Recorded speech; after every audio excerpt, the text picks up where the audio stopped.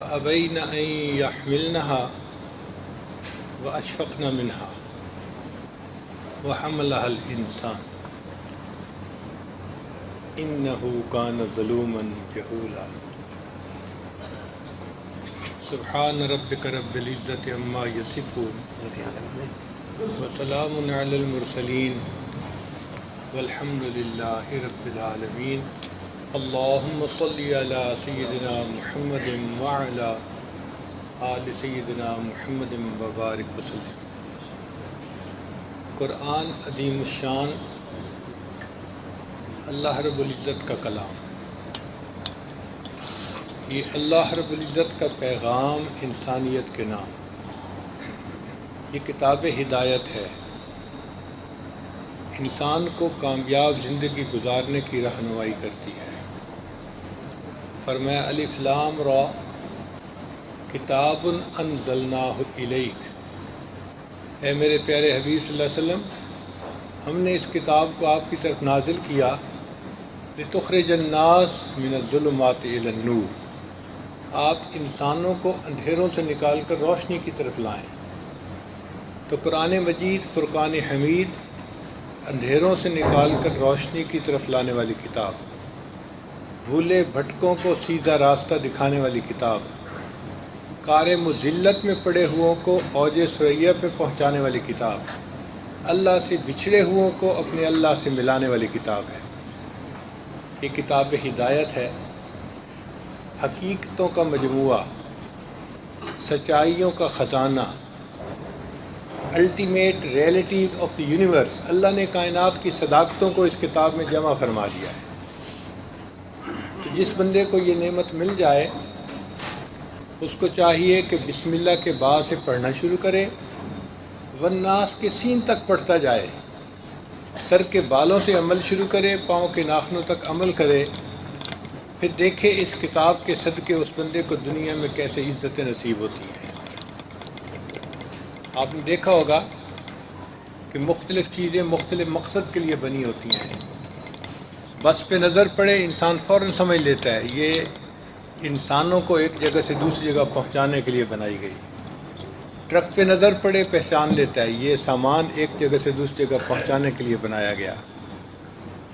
کرین پہ نظر پڑے تو پتہ چل جاتا ہے یہ وزنی چیزوں کو نیچے سے اٹھا کر اوپر رکھنے کے لیے بنائی گئی۔ قرآن مجید پہ نظر ڈالے تو یہ وہ کتاب ہے جسے اللہ نے بنایا ہی اس لیے ہے کہ بندہ دنیا اور آخرت کی عزتیں حاصل کر سکے۔ چنانچہ صحابہ کرام رضی اللہ عنہم نبی الاسلام کے آنے سے پہلے عرب کے اندر بڑی ذلت کی زندگی گزارتے تھے، آپس کے جھگڑے لڑائیاں، انتہائی حالت بری تھی۔ قرآن مجید اللہ نے عطا فرمایا، قرآن مجید نے صحابہ کرام کو فرش سے اٹھا کر عرش پر پہنچا دیا، عزتیں عطا فرما دی۔ خود نہ تھے جو راہ پر اوروں کے ہادی بن گئے، خود نہ تھے جو راہ پر اوروں کے ہادی بن گئے، وہ کیا نظر تھی جس نے مردوں کو مسیحا کر دیا، مردہ تھے مسیحا بن گئے۔ اس قرآن مجید نے ان کی زندگیوں کو ایسے بدل کے رکھ دیا۔ ہم بھی قرآن مجید کے ساتھ محبت کا تعلق پیدا کریں، اس کو پڑھیں اور اس پر عمل کریں اور پھر اس کی برکتیں دیکھیں۔ اللہ تعالیٰ قرآن مجید میں فرماتے ہیں وَكَذَلِكَ أَوْحَيْنَا إِلَيْكَ رُوحًا مِّنْ أَمْرِنَا، یعنی قرآن مجید کو اللہ نے روح فرمایا ہے۔ جیسے ایک ہمارے جسم کی روح ہوتی ہے، جب تک روح موجود ہے جسم میں حرکت ہے، برکت ہے، جسم زندہ ہے، اور جب روح نکل جائے تو جسم مردہ ہو جاتا ہے۔ اسی طرح ہمارے معاشرے کی ایک روح ہے، اس روح کا نام قرآن مجید فرقان حمید ہے۔ اگر ہماری زندگیاں قرآن مجید کی تعلیمات کے مطابق ہوں گی تو سوسائٹی کے اندر روح ہوگی، آپس میں الفتیں ہوں گی، محبتیں ہوں گی، ہمدردی ہوگی، ایک دوسرے کے ساتھ غمخواری ہوگی، یہ سب نعمتیں ہوں گی، اس لیے کہ وہ زندہ ہوں گے۔ اور اگر قرآن مجید کی تعلیمات نکل جائیں تو سب ایک دوسرے کے ساتھ اجنبی بن کے زندگی گزاریں گے، دیکھنے میں بھائی بھائی ہوں گے لیکن دلوں کے اندر مکر ہوگا، فریب ہوگا، ایک دوسرے کے ساتھ جیلسی ہوگی، کینہ ہوگا، دیکھنے میں انسان ہوں گے، حقیقت میں حیوان ہوں گے۔ تو ہمیں چاہیے کہ ہم قرآن مجید کی تعلیمات کو زندگی میں لاگو کریں تاکہ ہم دنیا میں عزتوں کی زندگی گزاریں۔ صحابہ رضی اللہ تعالیٰ عنہم دن میں رات کے مختلف حصوں میں قرآن مجید کی خوب تلاوت کیا کرتے تھے۔ حدیث مبارکہ میں آتا ہے کہ رات کے وقت اگر مدینہ طیبہ کی گلیوں میں سے کوئی گزرتا تو ہر گھر سے تہجد میں قرآن مجید پڑھنے کی اس طرح آواز آتی تھی جیسے شہد کے مکھیوں کے بھن بھنانے کی آواز ہوتی ہے۔ ہر گھر سے لوگ تہجد میں قرآن پڑھ رہے ہوتے تھے۔ ایک صحابی رضی اللہ تعالیٰ عنہ اپنے گھر میں تہجد کی نماز پڑھ رہے تھے۔ صحن چھوٹا تھا، گھوڑا بھی بندھا ہوا ہے اور چارپائی کے اوپر بچہ بھی سویا ہوا ہے۔ ان کا دل چاہتا ہے کہ وہ ذرا اونچی آواز سے تلاوت قرآن پاک کریں، لیکن جب اونچا پڑھتے ہیں تو گھوڑا بدکنے لگ جاتا ہے، حرکت کرنے لگ جاتا ہے، تو ڈر ہوتا ہے کہ یہ بچے کو لات نہ مار دے، تو آہستہ پڑھتے ہیں۔ آہستہ پڑھنے سے گھوڑا پرسکون ہو جاتا ہے، مگر پھر طبیعت چاہتی ہے کہ میں اونچا پڑھوں، پھر گھوڑا بدکنے لگ جاتا ہے۔ پوری رات اسی طرح گزر گئی۔ جب انہوں نے سلام پھیرا اور دعا کے لیے ہاتھ اٹھائے تو کیا دیکھا کہ کچھ روشنیاں ہیں جو ان کے سر سے قریب تھیں لیکن وہ دور آسمانوں کی طرف جا رہی ہیں۔ وہ اس منظر کو دیکھ کے حیران ہوئے۔ صبح نبی علیہ السلام کی خدمت میں حاضر ہوئے، اے اللہ کے پیارے حبیب صلی اللہ علیہ وسلم، رات میرے ساتھ یہ معاملہ پیش آیا اور میں نے کچھ روشنیاں دیکھیں جو مجھ سے دور جا رہی تھیں۔ نبی علیہ السلام نے فرمایا یہ فرشتے تھے جو تمہارے قرآن کو سننے کے لیے آسمان سے اتر آئے تھے۔ اگر تم قرآن پڑھتے رہتے تو مدینہ کے لوگ اپنی آنکھوں سے فرشتوں کو دیکھ لیتے۔ انسان جو کام خود نہ کر سکے کوئی دوسرا کرے نا تو اچھا لگتا ہے۔ مثال کے طور پہ ہم اچھی تلاوت نہیں کر سکتے تو جو کوئی اچھی تلاوت کرے گا نا وہ اچھا لگے گا کہ بھی کتنا اچھا قرآن پاک پڑھتا ہے۔ فرشتے قرآن مجید نہیں پڑھ سکتے، سن سکتے ہیں۔ یاد رکھنا، فرشتوں میں صرف جبرائیل علیہ السلام کو اللہ تعالیٰ نے یہ اجازت دی، استعداد دی کہ وہ قرآن پڑھتے بھی ہیں اور سنتے بھی ہیں۔ انہوں نے نبی علیہ السلام تک قرآن پاک پہنچایا اور نبی علیہ السلام کے ساتھ قرآن پاک کا دور بھی کیا، سنا سنایا بھی صحیح۔ صرف جبرائیل علیہ السلام کو یہ نعمت ملی، باقی فرشتے پڑھ نہیں سکتے۔ پڑھنا صرف انسان کو اللہ نے عطا کیا، اس لیے جب کوئی انسان قرآن پاک پڑھتا ہے تو فرشتے شوق میں آ کے اس کے پاس بیٹھ کے اللہ کا قرآن سنتے ہیں۔ حدیث مبارکہ میں ہے کہ کچھ فرشتے تلاش کرتے ہیں کہ کہاں کوئی قرآن پڑھنے والا ہمیں مل جائے، تو جہاں کوئی بندہ قرآن پاک پڑھ رہا ہوتا ہے فرشتے اس کے پاس آتے ہیں، اس کے قریب ہوتے جاتے ہیں، حتیٰ کہ حدیث مبارکہ میں ہے کہ اتنا خوش ہوتے ہیں کہ قرآن پڑھنے والے کے جسم کے منہ کے ساتھ اپنا منہ لگا دیتے ہیں، یعنی اس کے لبوں کو بوسہ دیتے ہیں کہ ان لبوں سے قرآن پاک نکل رہا ہے، یہ کتنے خوش نصیب لوگ ہیں۔ آپ اندازہ لگائیے کہ اللہ کے فرشتے جس بندے کے منہ کو بوسہ دیں وہ کتنا خوش نصیب انسان ہوتا ہے۔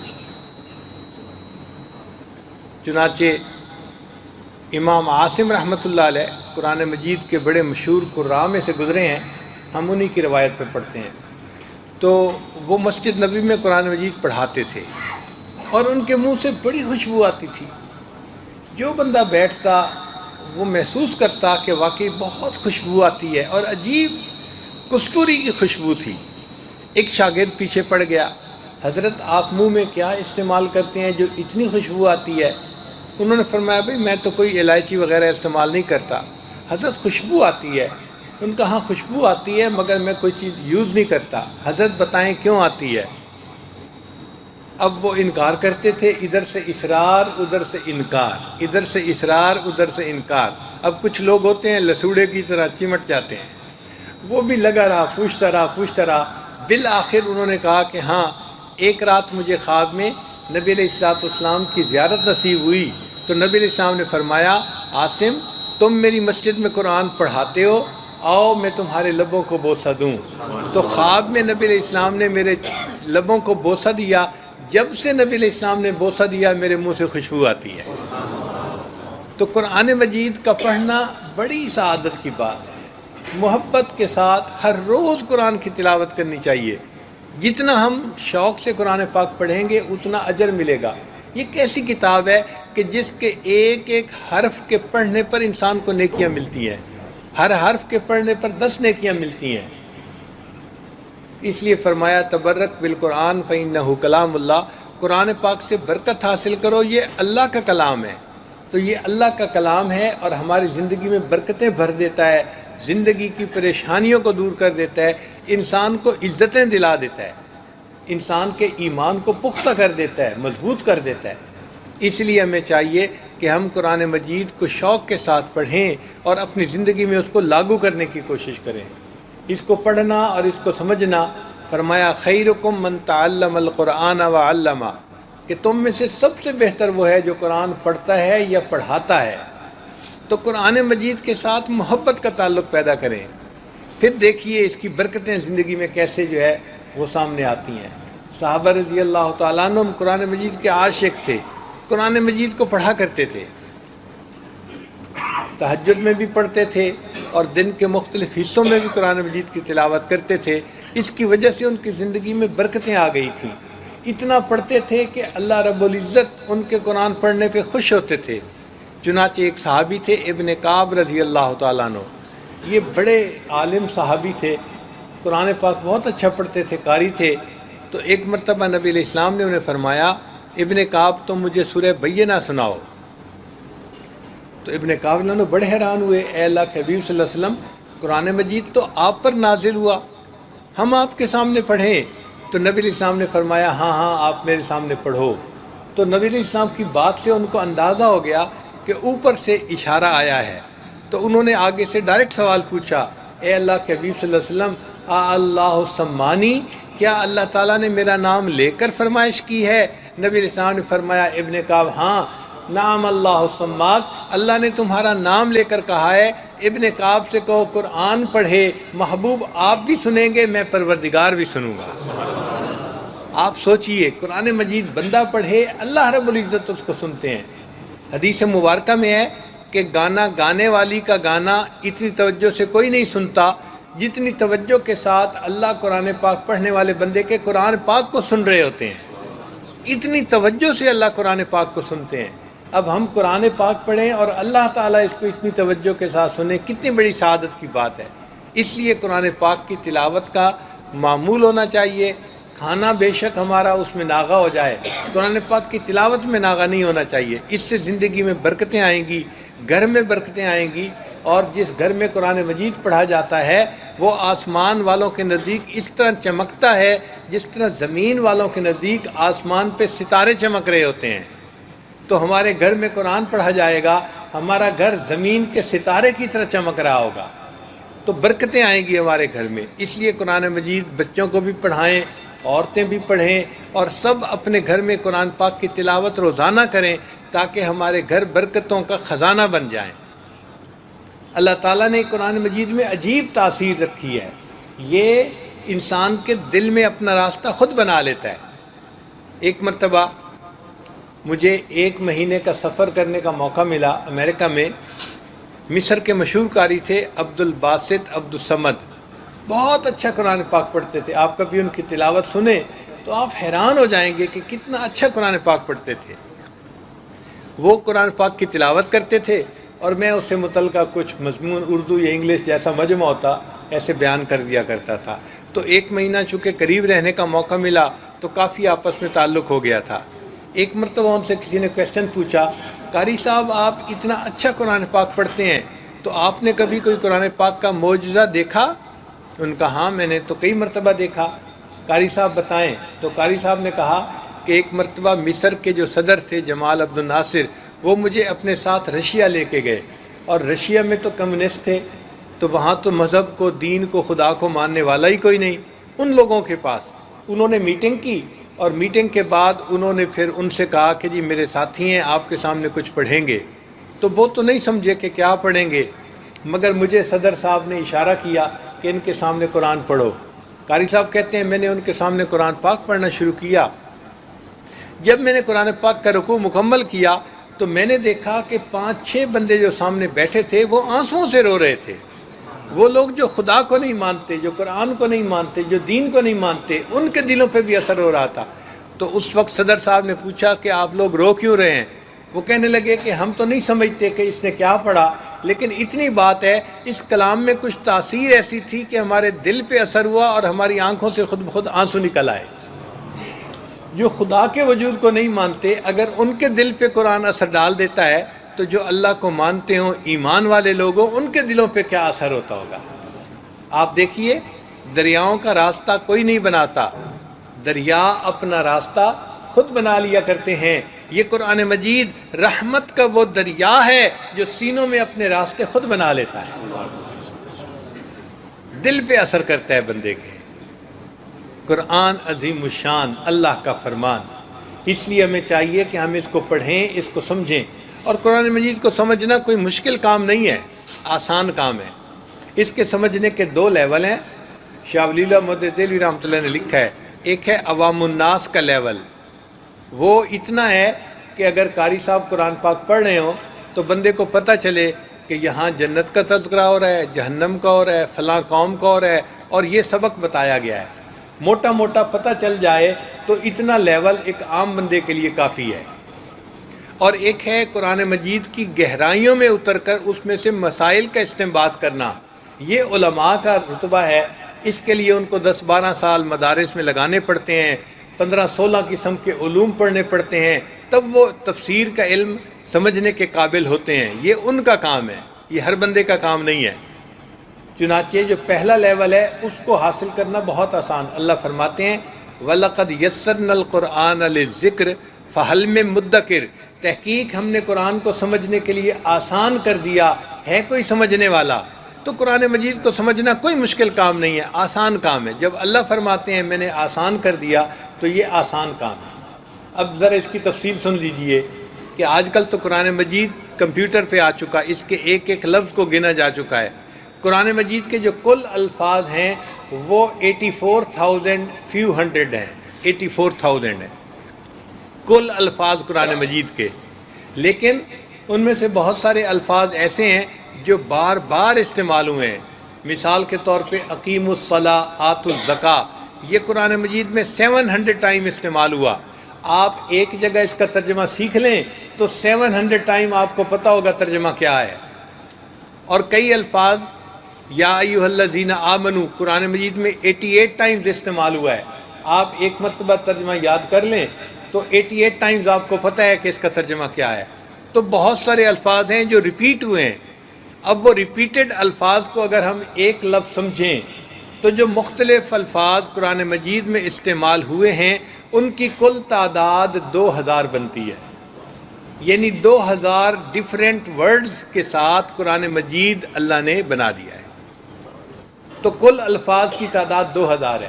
اور عجیب اس میں بات یہ ہے کہ جو حضرات اردو بولتے ہیں، سمجھتے ہیں، پڑھتے ہیں، تو 500 قرآن مجید کے الفاظ ایسے ہیں جو اردو زبان میں استعمال ہوتے ہیں۔ مثال کے طور پہ قلم، کتاب، جسم، روح، جنت، جہنم، قبر، حشر، یہ سب کے سب قرآن پاک کے الفاظ ہیں، اردو میں بھی استعمال ہوتے ہیں۔ تو اگر 500 الفاظ کو الگ کر دیں تو باقی 1500 لفظ رہ گئے۔ اب بتائیں 1500 الفاظ کا ترجمہ یاد کرنا کون سا مشکل کام ہے؟ کوئی بندہ کہہ سکتا ہے جی کہ میں تو زندگی میں 1500 الفاظ کا ترجمہ یاد نہیں کر سکتا۔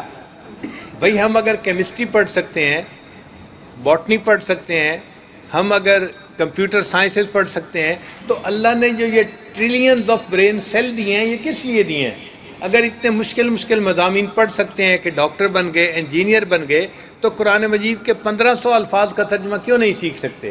بڑے آسانی کے ساتھ سیکھتے ہیں۔ ہر نماز کے بعد ایک لفظ کا ترجمہ سیکھیں تو ایک دن میں آپ جو ہے 5 لفظ سیکھیں گے اور 1 سال کے اندر قرآن پاک کا پورا ترجمہ آپ کو آ جائے گا۔ کوئی مشکل کام نہیں، صرف اتنا ہے کہ کسی عالم سے رابطہ رکھیں اور ان سے سیکھیں، کیونکہ استاد کے بغیر انسان کوئی چیز سیکھے گا تو غلطی کرے گا، استاد اس کو ذرا صحیح طرح سے گائیڈ کرے گا۔ تو کسی عالم سے رابطہ کر کے ان الفاظ کا ترجمہ یاد کر لیجئے، آپ کو قرآن پاک کا ترجمہ یاد آ جائے گا۔ قیامت کے دن آپ کھڑے ہوں گے، اللہ تعالیٰ فرمائیں گے اچھا تم نے یہ فلاں سائنسز تو پڑھ لی تھیں اور فلاں ڈگری تو حاصل کر لی تھی، کیا میرے قرآن پاک کا ترجمہ بھی پڑھا تھا؟ اور ہم کہیں گے یا اللہ ہمیں تو ترجمے کا سیکھنے کا موقع ہی نہیں ملا، فرصت ہی نہیں ملی۔ تو ہم تو قیامت کے دن جواب نہیں دے سکیں گے. تو ہمیں چاہیے کہ ہم قرآن مجید کے ترجمے کو پڑھیں اور اس کی تعلیمات کو زندگی میں لاگو کریں. جس بندے کی زندگی میں قرآن مجید کی تعلیمات آ گئیں وہ بندہ دنیا میں عزتیں پا جائے گا. غور کیجئے، ایک دیہاتی تھا، اس نے ایک جگہ ایک کارتوس پڑا ہوا دیکھا تو حیران ہو گیا کہ یہ کیا چیز ہے. اس نے وہ بندوق کی گولی اٹھا لی. کسی بندے سے پوچھا کہ بھائی یہ کیا چیز ہے؟ اس نے کہا ہو یہ تو بڑی خطرناک چیز ہے. اس نے کہا کیسے؟ اس نے کہا میاں یہ گولی تو اگر ہاتھی کو لگے تو ہاتھی بھی مر جائے، باقی چیزیں تو چھوٹی ہیں، ہاتھی بھی مار سکتی ہے یہ گولی. تو دیہاتی نے اس گولی کو اپنی جیب میں ڈال لیا. اب ایک دن وہ بیچارہ شہر سے اپنے دیہات کی طرف آ رہا تھا، ایک چھوٹا سا ڈوگی اس کے پیچھے لگ گیا. اب یہ بھاگ رہا ہے ڈوگی سے بچنے کے لیے اور ڈوگی پیچھے تیز بھاگ رہا ہے. اچانک اس کو خیال آیا اور میرے پاس تو ایک گولی تھی جو ہاتھی کو مار سکتی ہے. اس نے وہ گولی جیب سے نکالی اور ڈوگی کو ماری. ڈوگی کو گولی تو کیا لگنی تھی، وہ اور بھاگا اس کو کاٹنے کے لیے. بڑی مشکل سے بیچارے نے جان بچائی اور اپنے گھر پہنچا تو وہ بندہ بھی مل گیا. اس نے کہا یار تم نے مجھے مس گائیڈ کیا تھا. اس نے کہا کیوں مس گائیڈ کیا تھا؟ کہ آپ نے تو کہا تھا کہ یہ گولی ہاتھی کو مارے تو ہاتھی مر جاتا ہے، ایک چھوٹا سا ڈوگی بھی نہ مرا، وہ تو میرے پیچھے اور بھاگا مجھے کاٹنے کے لیے، میں تو بڑی مشکل سے بچا. اس نے کہا خدا کے بندے، اس گولی کے اندر طاقت اتنی ہی تھی کہ ہاتھی کو بھی مار سکتی ہے، مگر طاقت کے ظاہر ہونے کا ایک طریقہ کار ہے. اس نے کہا کیا طریقہ کار ہے؟ اس نے کہا ایک مشین ہوتی ہے جسے بندوق کہتے ہیں، گن کہتے ہیں، اس کے اندر اس گولی کو ڈالا جائے اور پھر چلائی جائے، پھر اس کی طاقت ظاہر ہوتی ہے. پھر شیر سامنے آئے، ہاتھی سامنے آئے، یہ گولی اس کو اڑا دیتی ہے، مار دیتی ہے. ایسے تھوڑا گولی تم کسی پر پھینک دو گے تو اس پر ظاہر ہو جائے گی. تو اسی طرح قرآن مجید کے اندر طاقت ہے، لیکن طاقت ظاہر ہونے کا ایک طریقہ کار ہے. اگر گھر میں ہم قرآن مجید کو خوشبو لگا کے رکھ دیں گے تو قرآن مجید کی طاقت ظاہر نہیں ہوگی. اس کے لیے جو اللہ نے ہماری یہ 6 فٹ کی باڈی بنائی ہے، یہ بندوق کی مانند ہے. قرآن مجید کی تعلیمات کو اس باڈی کے اندر ہم لاگو کریں، فٹ کریں. پھر جب اس بندے کے ہاتھ تہجد کے وقت اٹھیں گے اور منہ سے دعا نکلے گی تو قرآن مجید کی طاقت پھر ظاہر ہوگی. پھر اللہ تعالیٰ دنیا کا نقشہ بدل کے رکھ دیں گے اس بندے کی دعا پر. یہ مومن ہے، اللہ تعالیٰ اس کے اٹھے ہاتھوں کو رد نہیں فرمائیں گے. ہر لحظہ ہے مومن کی نئی آن نئی شان، ہر لحظہ ہے مومن کی نئی آن نئی شان. کردار میں گفتار میں اللہ کی برہان، یہ بات کسی کو نہیں معلوم کہ مومن قاری نظر آتا ہے حقیقت میں ہے قرآن.